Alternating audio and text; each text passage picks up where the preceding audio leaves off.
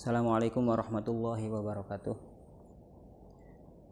Baik, sebelum kita mulai, marilah kita baca Al-Fatihah kepada musonif, kepada guru-guru kita. Semoga kita mendapatkan ilmu yang bermanfaat.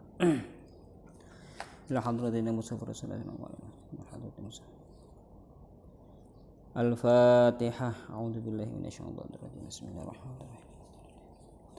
Ar-Rahmanir-Rahim. Maliki yaumiddin. Iyyaka na'budu wa iyyaka nasta'in. Ihdinas siratal ladzina an'amta 'alaihim ghairil maghdubi 'alaihim.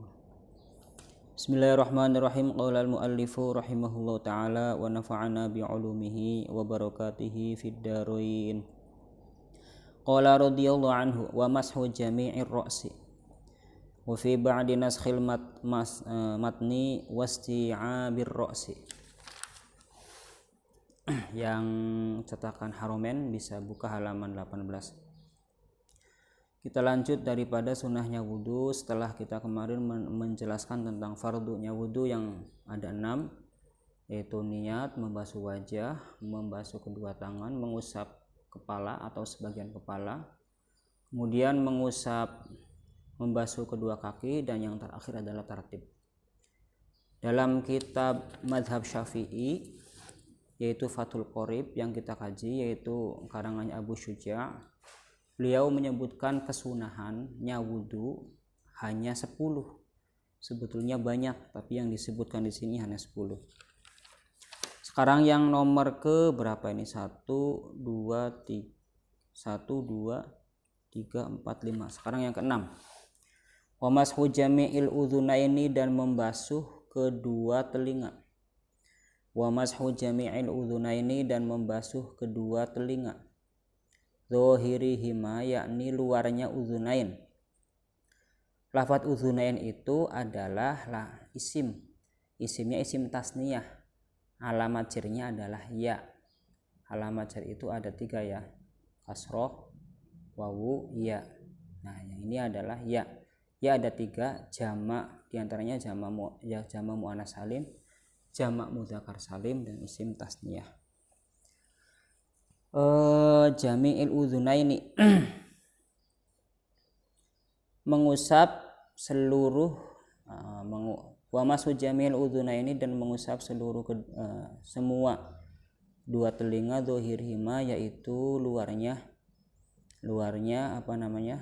udhunain, wa batinihima, dan dalamnya udhunain. Wa batinihima, dan dalamnya udhunain. Ngusapnya tadi bimain dengan air jadidin yang baru. Bimain dengan air jadidin yang baru. Yang selanjutnya sunnahnya wudhu adalah membasuh kedua telinga dengan kedua tangan kita. Nah, nanti di bawah ada caranya. Caranya adalah kedua telunjuk kita itu dimasukkan ke dalam telinga, kemudian yang jempol itu kita putarkan dari atas ke bawah, dan yang kedua telunjuk ini putarkan ke daun telinga. Itu caranya seperti itu gambarannya.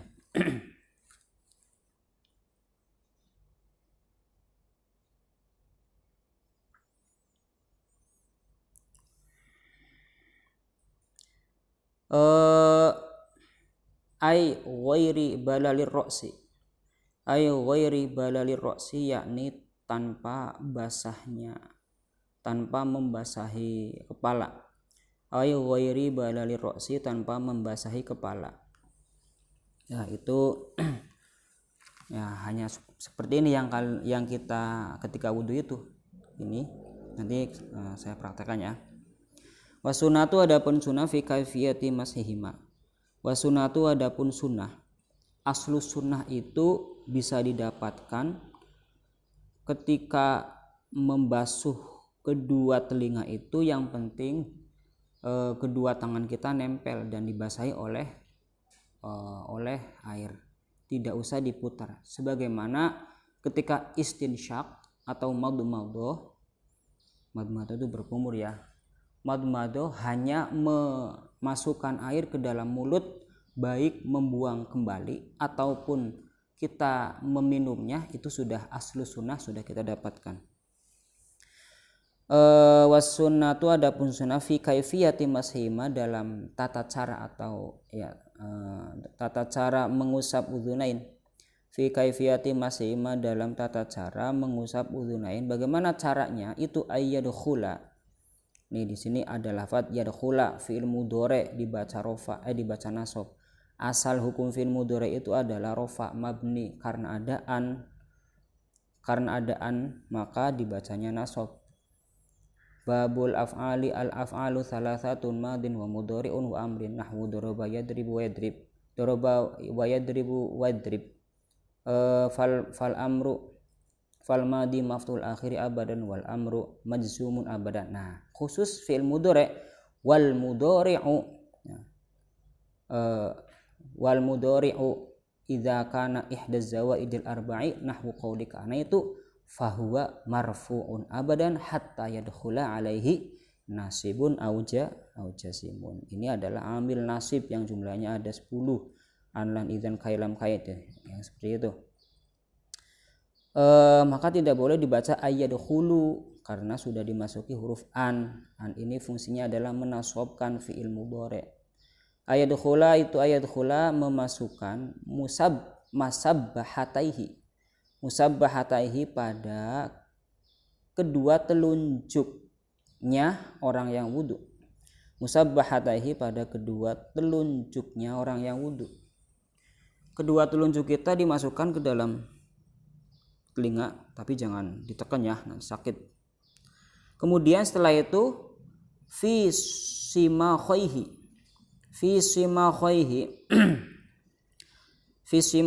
dalam lipatan udhunain, fi simakhaihi dalam lipatan udhunain wayudi ruhuma dan memutarkan udhunain wayudi ruhuma dan memutarkan musabbahatai, wayudi ruhuma dan memutarkan musabbahatai.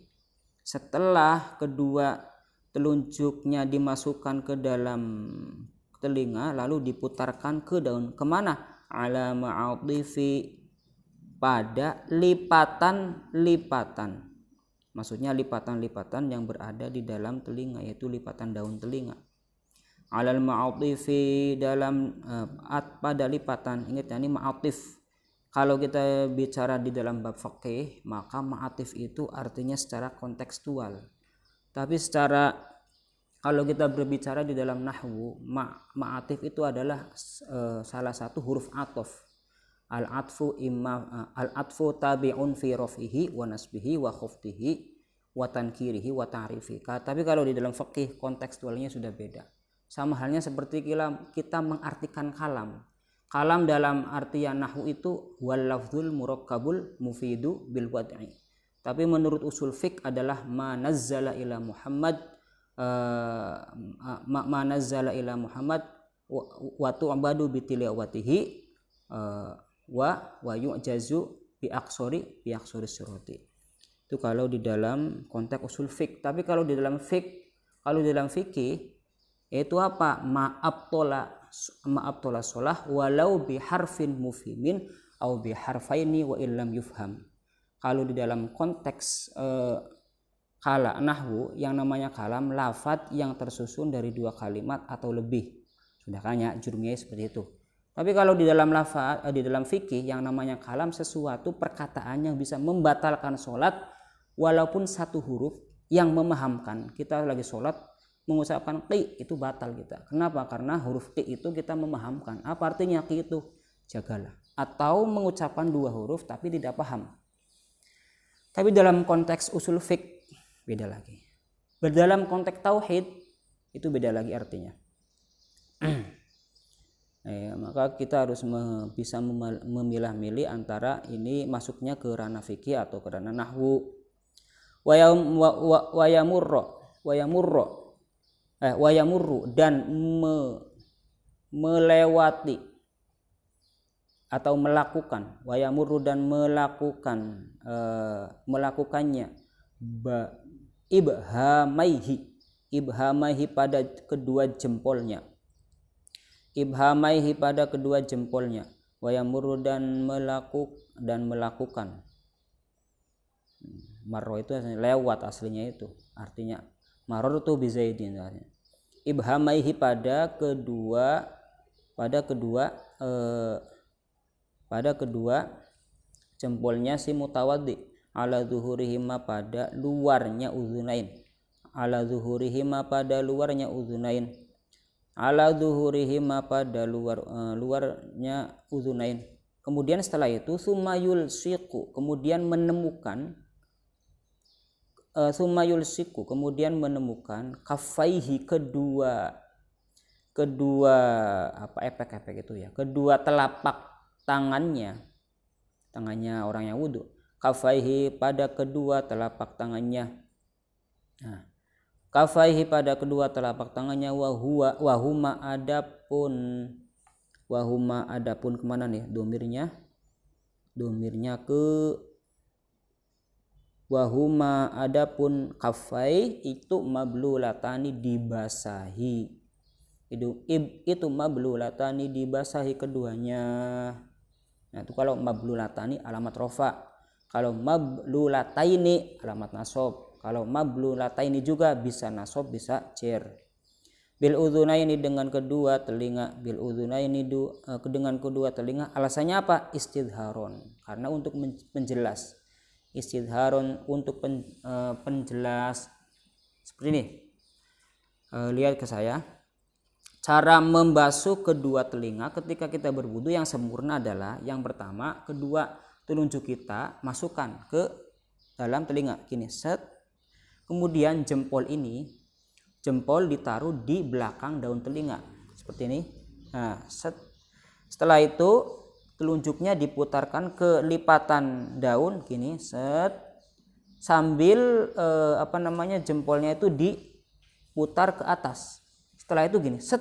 Nah, set. Gini berarti set. Seperti ini. Itu caranya. Itu menurut mazhab Syafi'i seperti itu. Itu yang sunnah dalam kesunahan membasuh telinga ya. Wah, kalau tidak membasuh telinga gimana? Sahnya wudunya sah, namanya juga sunnah. Sunnah itu ya mayusabu ala fi'lihi wa la yu'aqabu ala tarkihi. Sesuatu yang dilakukan itu dapat pahala dan dikerja. Dan ketika ditinggalkan ya tidak apa-apa. Yang selanjutnya nomor 7, kesunahan dari wudu itu apa? Wa takhlilul lihyati, dan menyela-nyela jenggot. Wa takhlilul lihyati, dan menyela-nyela jenggot al-kathati yang tebal. Al-kathati yang tebal, bimusallasatin dengan titik 3. Kathah. Al-kathati yang tebal bimusallasin dengan titik 3. Yang selanjutnya sunnahnya wudu itu menyela-nyela jenggot yang tebal. Kalau seperti saya ini itu namanya jenggotnya masih tipis. Kenapa? Karena masih bisa dilihat oleh si mukhotob. Kemarin sudah tuh ya, batasan jenggot itu dikatakan tebal apa? Bi an lam yaro al mukhotibu basyrotaha min khilaliha. Jadi sekira orang yang kita diajak ngomong atau si mukhot itu ketika melihat itu tidak terlihat kulitnya, kulit di belakang jenggot itu, maka disebutnya kathah atau jenggot yang tebal. Nah kalau yang jenggot tebal maka sunnah untuk di sela-sela seperti ini. Kalau yang jenggotnya itu tidak tebal alias kelihatan kulitnya, maka wajib di sela-sela. Minarrojuli, dari laki-laki. Pastinya jenggot itu biasanya tumbuh dari seorang laki-laki. Minarrojuli, dari laki-laki. Amalihatu rojuli, adapun jenggotnya laki-laki al-khafifati yang tipis. Amalihatu rojuli, adapun jenggotnya laki-laki al-khafifati yang tipis. Sekarang bagaimana kalau cowok punya jenggot tapi tipis? Walihyatul mar'ati, dan jenggotnya perempuan, atau jenggotnya perempuan baik yang tipis ataupun tebal. Jangan dikira perempuan itu tidak memiliki jenggot ya, jarang tapi. Wal khunsa, dan bencong.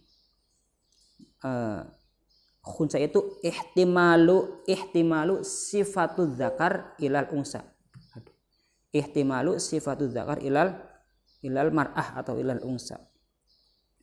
Wal khunsa, dan jenggotnya bencong. Bagaimana kalau seorang laki-laki yang punya jenggot tipis atau perempuan punya jenggot baik tipis ataupun tebal atau bencong? Fayajibu maka wajib apa? Takhliluhuma menyela lihyatur rajul ila akhirih. Fayajibu maka wajib takhliluhuma menyela lihyatur rajul khunsa mar'ah. Ya, wajib di sela-sela kalau jenggotnya itu tipis. Bagaimana cara menyela-nyelanya sekarang? Wa kaifiyatu adapun caranya lihya lagi. Wa kaifiyatu adapun caranya takhlil. Ingat ya, kalau tidak ada taknya berarti artinya kekasih. Kholil ay sohib gitu ya. Kalau takhlil ay menyela-nyela artinya itu. Itu ayyadkhula memasukkan, Nah, kemarin sudah diajarkan tuh fiil sulasi ketika ketika menjadi fiil rubai atau khumasi atau sudasi, maka faidahnya atau maknanya sudah beda. Seperti faroha artinya bahagia, ketika farroha berarti muta'addi, berarti membahagiakan. Faroha lazim, farroha muta'addi. Kafaro lazim, kafaro muta'addi. Ya, barusan kemarin tuh. Itu ayat khula hendaknya memasukkan siapa yang memasukkan ar-rajulu laki-laki, ar-rajulu seorang laki-laki, apanya yang dimasukkan asobi'ahu jemarinya rajul atau jari-jarinya rajul. Asobi'ahu jemarinya rajul ini jama ya, jamanya jama taksir. Jama taksir itu apa? Yang disebut jama taksir itu apa? Jama yang terpecah dari bentuk mufradnya. Usbun, usbu'ani, asabi'u. Nah, namanya jama taksir. Jama taksir itu kalau bentuknya jama taksir itu harus hafal. Sekitar ada 37 wazan. Di antaranya di dalam alfiyah itu afkilatun, afkulu thumma fi'lah, afkulu thumma jumu'akillah. Ada jamakillah, ada jamak kasroh, banyak sekali. Nah, di sini hanya sebatas pokoknya kalau di jurumiyah itu pokoknya kalau perubahan itu ada kalanya nakes, ada kalanya ziyada, ada kalanya bentuknya itu Pak. Entah kalian sudah nyampe belum tuh? Ayyadkhula asabi'u min asfalil lihyati, dari bawahnya jenggot. Min asfalil lihyati, dari bawahnya jenggot. Cara menyela-nyela jenggot itu dia memasukkan kedua jari-jari, memasukkan jari-jarinya ke jenggot. Dari bawah tapi ini seret. Ini ya, caranya seperti itu. Oke, next. Wa takhlilu asabi'il yadaini, dan menyela-nyela jari-jari kedua tangan. Wa takhlilu asabi'il yadaini, dan menyela-nyela jari-jari kedua tangan. Warijlaini, dan kedua kaki. Ingat. Ini namanya tashbik nih, seperti ini namanya tashbik. Tashbik itu bahasa Jawanya ngapu rancang, atau bahasa Indonesianya apa ini? Bahasa Arabnya namanya tashbik. Tashbik ketika tidak dipisah tashbik, tapi ketika seperti ini namanya takhlil. Nah, kalau takhlil bisa seperti ini atau seperti ini, satu di sela-sela. Barangkali di sela-sela, di celahan jari-jari kita itu banyak kotoran, seperti kotoran daki ataupun cat ataupun apa, terutama orang yang kerjanya itu pakai oli itu, sawah itu. Demikian juga kaki kita disunahkan harus di sela-sela. Nanti caranya bagaimana? In wasola, jika sampai apa yang sampai, alma'u air. In wasola, jika sampai alma'u air ilaiha pada asobe. Ya. Tanpa di sela-sela pun tidak masalah ketika membasuh kedua tangan atau kedua kaki. Tapi takhlil pada rijlain au asobi'ain itu adalah min sunanil wudu. Seperti itu ya. 1 menit lagi ya, 1 menit lagi. Min ghairi takhlilin, tanpa menyela-nyela, min ghairi takhlilin, tanpa menyela-nyela. Kan aslu sunnah min sunanil wudu itu yujadu. Nah, kemarin kan sudah ya, itu yujadu imma huwa apa, imma huwa lam yaf'al au taf'al. Fa in lam yasil, apabila tidak sampainya air, fa in lam yasil, apabila tidak sampainya air, illa bihi, kecuali dengan takhlil, illa bihi, kecuali dengan takhlil. Ya, contohnya tadi. Bagaimana? Contohnya kal asobi'i, seperti jari-jari, al multafitati, yang rapat. Al multafati, yang rapat. Contohnya, air itu tidak bisa sampai ke jari-jari atau tidak bisa sampai ke kulit karena